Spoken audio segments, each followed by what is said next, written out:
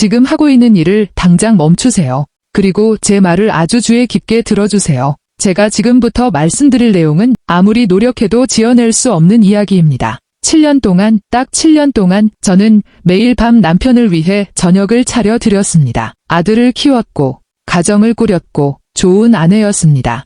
그런데 그 7년 동안 남편은 저와 똑같은 일들을 하고 있었습니다. 다른 여자와 다른 아파트에서, 다른 아이와 우리 집에서 2블록 떨어진 곳에서, 2블록 떨어진 곳에서 어느 토요일 오후 아이의 그림 때문에 알게 되었습니다. 그리고 그 순간부터 제 삶은 두 부분으로 나뉘었습니다.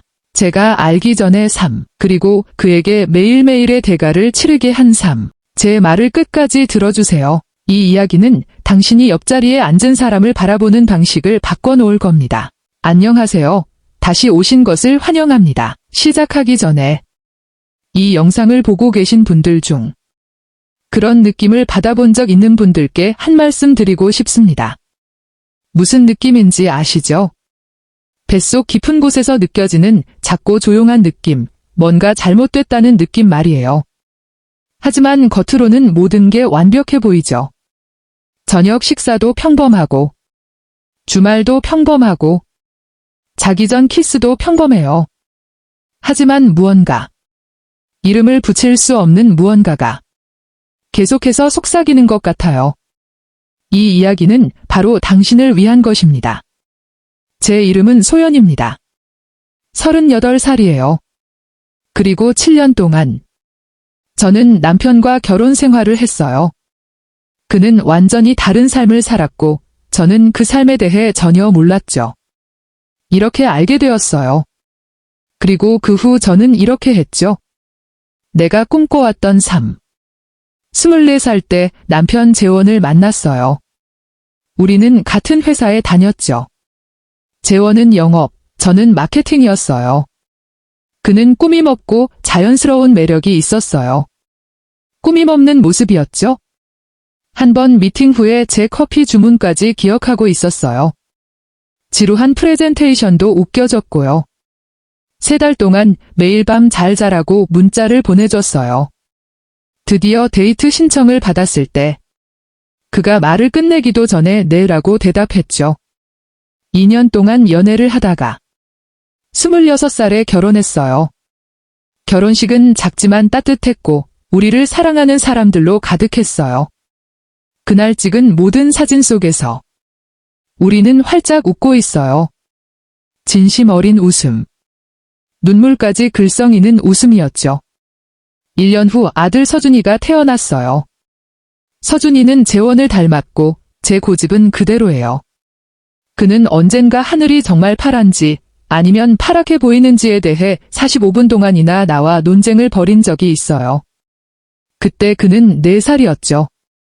나는 그를 너무나 사랑해서 때로는 내 가슴이 그 모든 사랑을 담기엔 너무 작은 것 같았어요.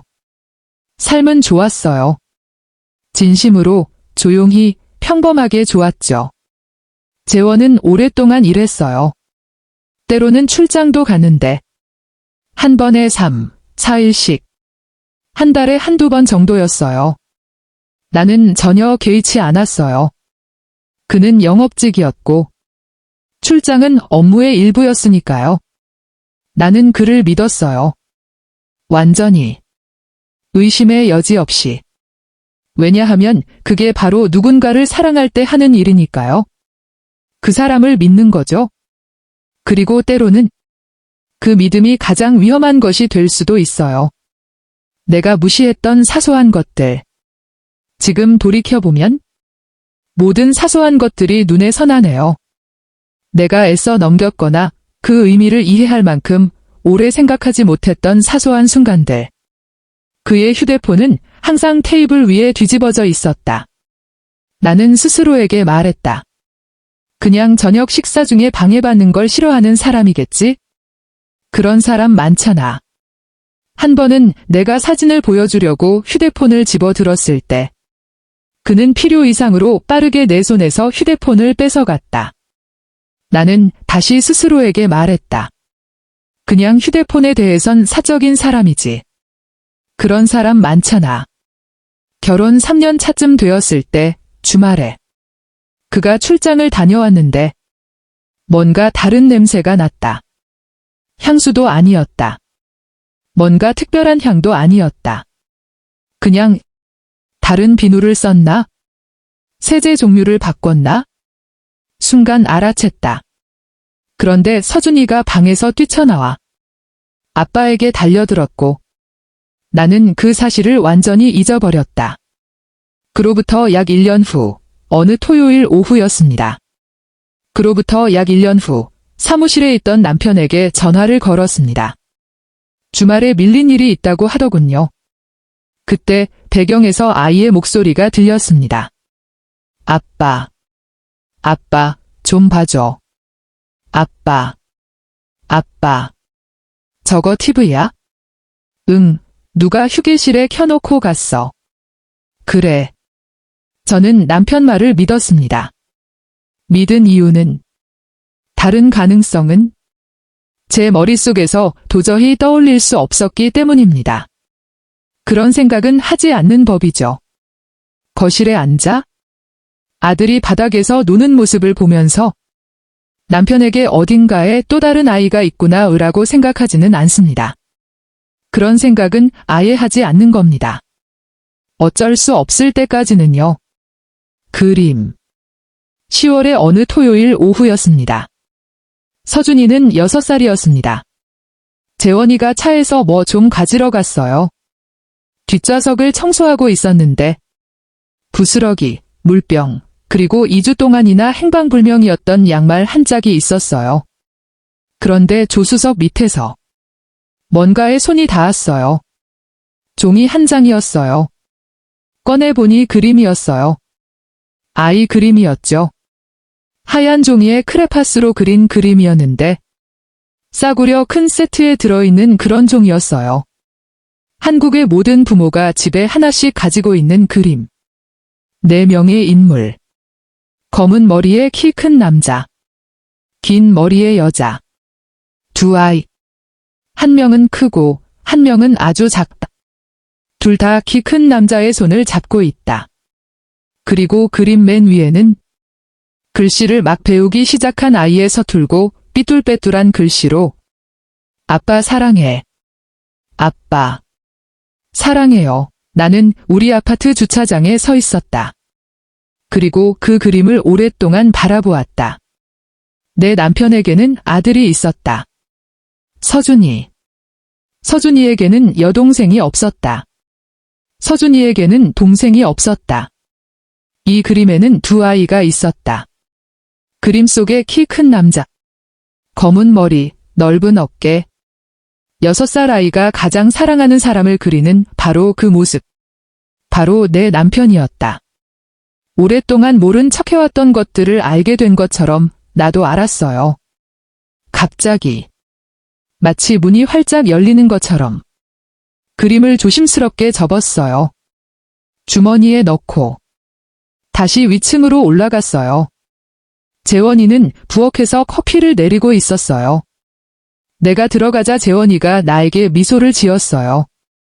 그가 청혼을 끝내기도 전에 내가 네라고 대답하게 만들었던 그 따뜻하고 편안한 미소였어요. 나도 미소로 화답했어요. 테이블에 앉았어요. 그리고 생각했어요. 아무 말도 하지 마. 아직은. 내가 모든 걸 알 때까지는. 조사. 솔직히 말할게요. 다음 4주는 내 인생에서 가장 힘든 시간이었어요. 평소처럼 살아야 했으니까요.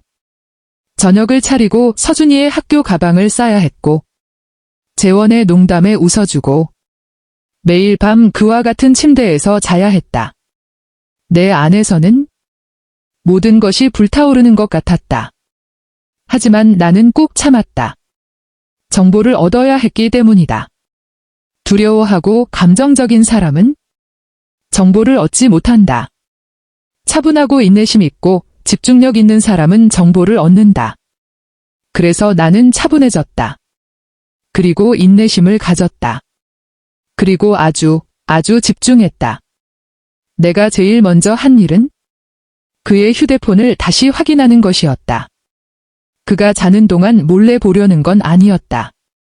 너무 티가 나고 위험했다. 대신 기다렸다. 재원은 매일 아침 정확히 9분 동안 샤워를 했다. 7년 동안 매일 아침 그 샤워 소리를 들었기 때문에 안다. 어느 날 아침 물소리가 들릴 때까지 기다렸다. 협탁 위에 놓인 그의 휴대폰을 집어들었다. 비밀번호가 설정되어 있었다. 하지만 우리는 결혼한 지 7년이나 됐는데 나는 그의 비밀번호를 알고 있었다. 마치 그의 커피 주문 내역과 신발 사이즈를 아는 것처럼. 그리고 그가 말하고 싶지 않은 것을 말하기 직전에 한숨 쉬는 방식까지도. 그의 비밀번호는 서준이의 생일이었다. 나는 그것을 입력했다. 휴대폰 화면이 켜졌다. 두 번째 메시지 앱이 있었다. 내가 볼 수 있는 카카오톡이 아니었다. 다른 앱이었다. 폴더 안에 있는 폴더 안에 다운로드되어 있었고 도구 아이콘이 있는 폴더 안에 있었는데 마치 설정처럼 보였다. 나는 그것을 열었다. 그의 휴대폰에는 그녀의 이름이 박 팀장으로 저장되어 있었다. 나는 위로 스크롤했다. 7년 동안의 메시지들. 7년. 나는 침실에 서서 남편의 샤워기에서 물이 9피트 떨어진 곳에 서 있었다. 그리고 나는 모든 것을 이해할 수 있을 만큼 충분히 읽었다. 그녀의 이름은 미래였다. 그들은 재원과 내가 결혼하기 전부터 사귀고 있었다. 그녀에게는 4살짜리 딸이 있었다. 그의 딸이었다. 그들은 마포에 아파트가 있었다. 그는 월세를 냈다. 그는 공과금을 냈다. 그는 출장을 매번 그곳에서 보냈다. 7년 동안의 모든 출장은 사실 출장이 아니었다. 나는 전화기를 원래 있던 자리에 그대로 두었다. 화장실로 걸어갔다. 세면대 수도꼭지를 틀었다. 거울에 비친 내 얼굴을 바라보았다. 그리고 혼잣말로 조용히 오직 나만을 위해 말했다. 지금 울지 않을 거야? 생각할 거야? 그리고 행동할 거야? 샤워기가 꺼졌다. 나는 손을 닦았다. 나는 밖으로 나가 평소처럼 아침을 차렸다. 사건 수사. 그날 오후 재원이가 서준이를 공원에 데려가는 동안 나는 사촌 현재에게 전화를 걸었다. 현재는 가족법 전문 로펌의 법률 보조원이었다. 나는 그녀에게 모든 것을 털어놓았다. 그녀는 한참 동안 아무 말도 하지 않았다. 그러더니 말했다. 아직 아무것도 건드리지 마세요. 그와 대면하지 마세요. 돈을 옮기지 마세요. 아무것도 바꾸지 마세요. 월요일 아침에 임 변호사님을 만나러 오세요. 그리고 지금부터 월요일까지 기억나는 모든 것을 적어두세요. 모든 여행, 모든 데이트, 그의 말이 앞뒤가 맞지 않았던 모든 순간들. 모든 것을요. 나는 그날 밤 6시간 동안 글을 썼다. 12페이지 분량이었다. 7년 동안의 사소한 일들, 내가 하나하나 해명해왔던 것들. 하지만 종이 위에 모두 적으니 아주 명확하고 완벽한 이야기가 되었다. 임 변호사님은 키가 큰 여성이었고 잔경을 머리 위에 얹고 계셨으며 내 말을 마치 내가 하는 모든 말이 실시간으로 정리되고 기록되는 듯한 느낌을 주는 방식으로 들어주셨다. 나는 그녀의 책상 맞은편에 앉아 둘이 사이에 있는 테이블 위에 그림을 올려놓았다. 나는 내 서류 12장을 그 옆에 놓았다. 그녀는 아무 말 없이 모든 것을 읽었다. 그러더니 고개를 들어 말했다. 가정재정관리는 얼마나 오래 해왔어요?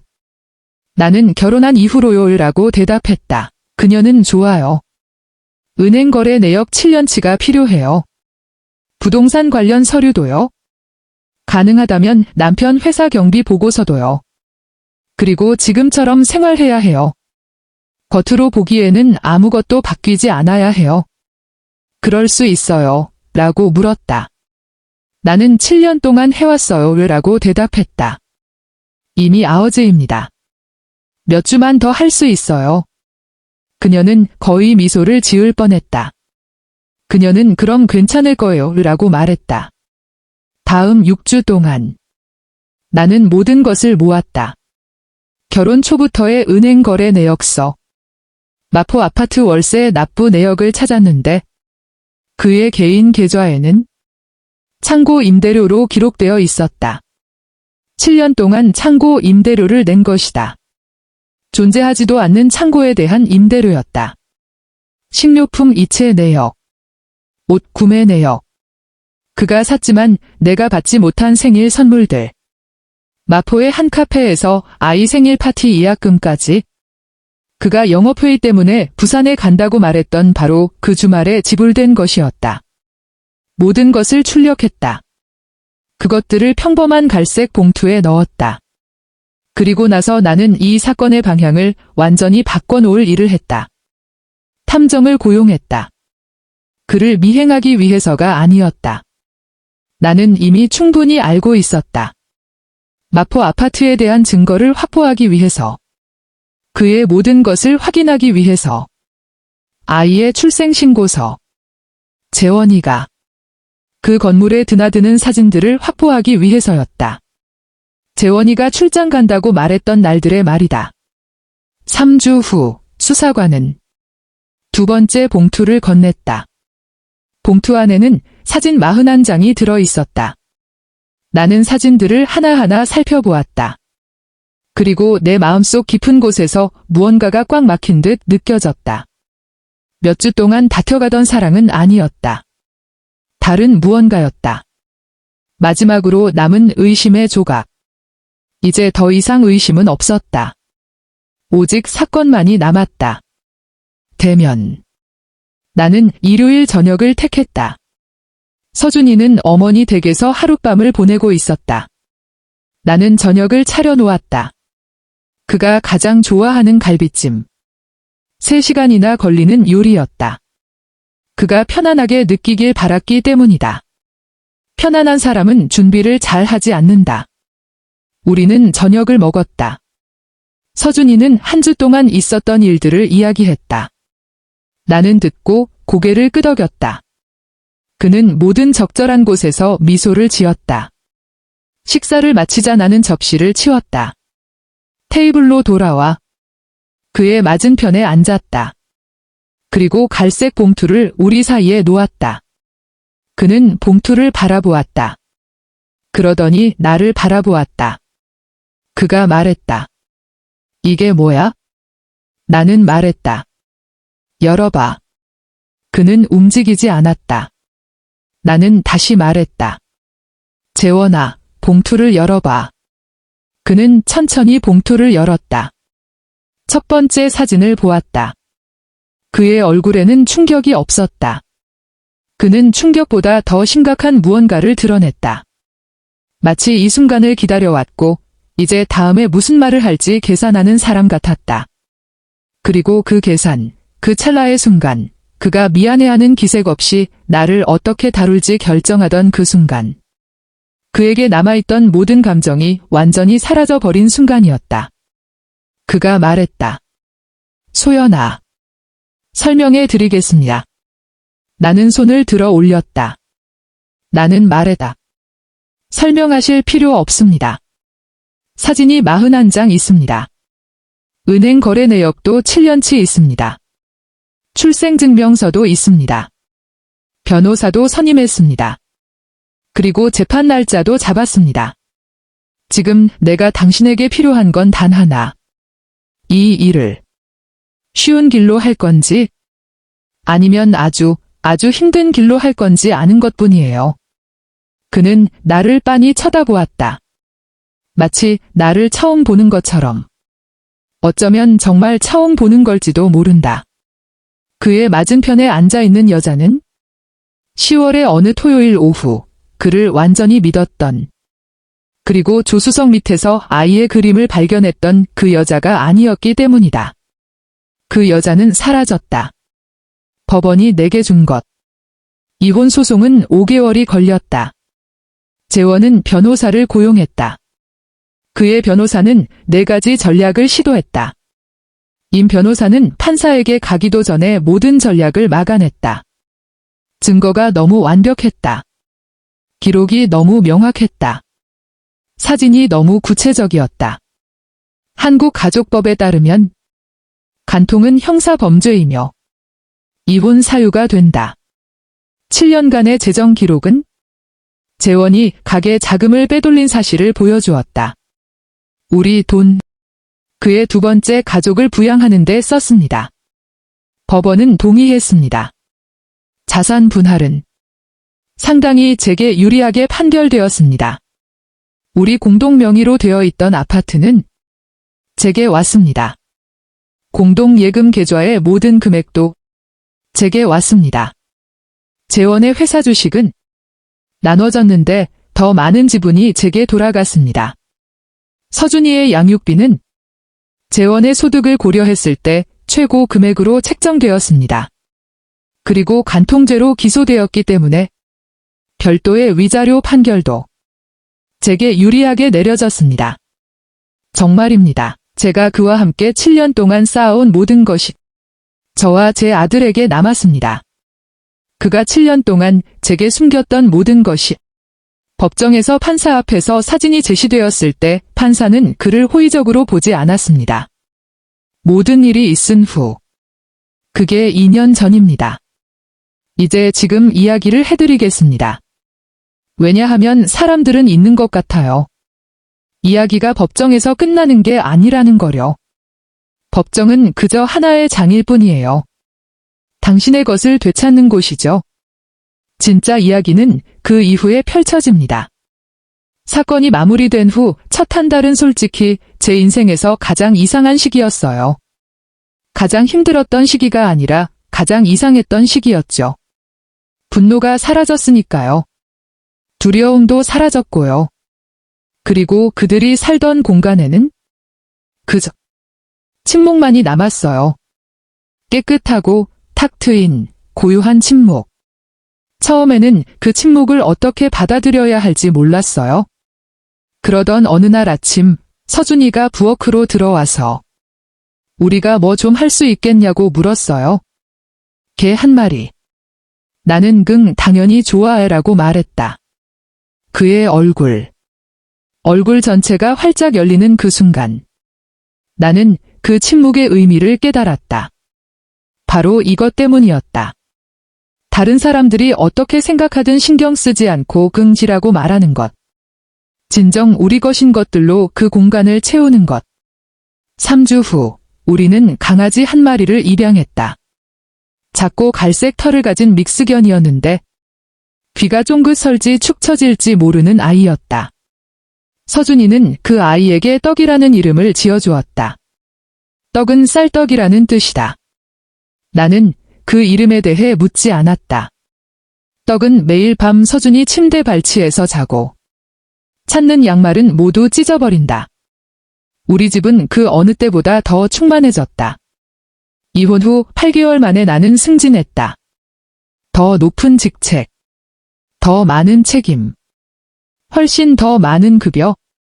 팀원들이 사무실에서 작은 축하 파티를 열어주었다. 그 후 나는 책상에 앉아 주차장에 서서 아이의 그림을 들고 있던 그 여자를 생각했다. 그리고 그녀는 좌절하는 대신 침착하기로 결심했다. 그 결정.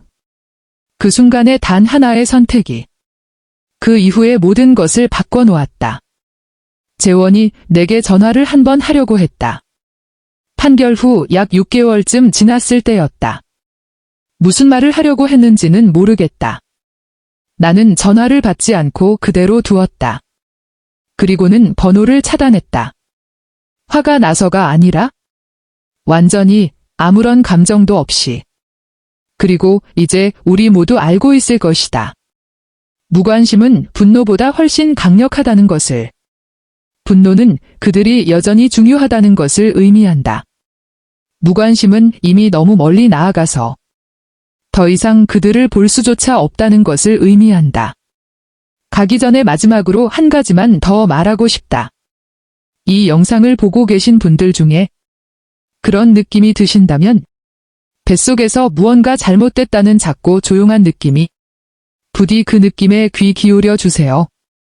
무언가를 파괴하라는 뜻이 아닙니다. 싸움을 시작하라는 뜻도 아닙니다. 최악의 상황을 가정하라는 뜻도 아닙니다. 단지 주의를 기울이라는 뜻입니다. 눈을 크게 뜨고 있다는 뜻입니다. 당신의 직감이 피해망상이 아니라는 것을, 그것은 정보라는 것을 알아두라는 뜻입니다. 그리고 언젠가 당신의 직감이 옳았다는 것이 증명되는 날이 온다면 소리 지르지 마세요. 분노에 찬 메시지를 보내지 마세요. 알고 있다는 것을 알리지 마세요. 침묵하세요. 당신의 현재를 찾으세요. 당신의 변호사 임씨를 찾으세요. 노트를 펼치세요. 은행 거래 내역서를 출력하세요. 증거를 수집하세요. 왜냐하면 제가 7년간 거짓과 함께 살아오면서 가장 중요한 것은 진실은 당신의 감정을 필요로 하지 않는다는 것입니다. 진실에 필요한 것은 당신의 인내심과 그리고 증거뿐입니다. 저는 소연이에요. 38살이에요. 하늘 색깔 가지고 시비를 거는 아들이 있고 아침에 양말을 뜯어먹는 떡이라는 강아지도 있어요. 승진도 했고 내 아파트도 있고 모든 걸 다 가졌죠. 하지만 이 모든 건 내가 만들어낸 거짓의 잔해 위에 세워진 거예요. 소연의 이야기가 당신의 마음 깊은 곳을 건드렸다면, 삶의 겉모습이 완벽해 보여서 작은 감정을 외면해 온 적이 있다면, 당신은 혼자가 아니에요. 그리고 당신은 아직 끝나지 않았어요. 이 채널은 아직 조용히 있는 사람들을 위한 곳이에요. 여전히 주의를 기울이는 사람들, 여전히 정보를 모으는 사람들, 다른 사람들이 믿어주지 않아도 여전히 자신을 믿는 사람들을 위한 곳이죠. 구독하시면 새로운 이야기를 놓치지 않으실 거예요. 알림벨을 누르시면 항상 가장 먼저 소식을 받아보실 수 있어요. 지금 바로 댓글 남겨주세요. 소연이 이야기에서 어떤 순간이 가장 가슴 두근거렸나요? 모든 댓글을 꼼꼼히 읽었어요. 다음 이야기에서 만나요. 몸 조심하세요. 그리고 직감을 믿으세요.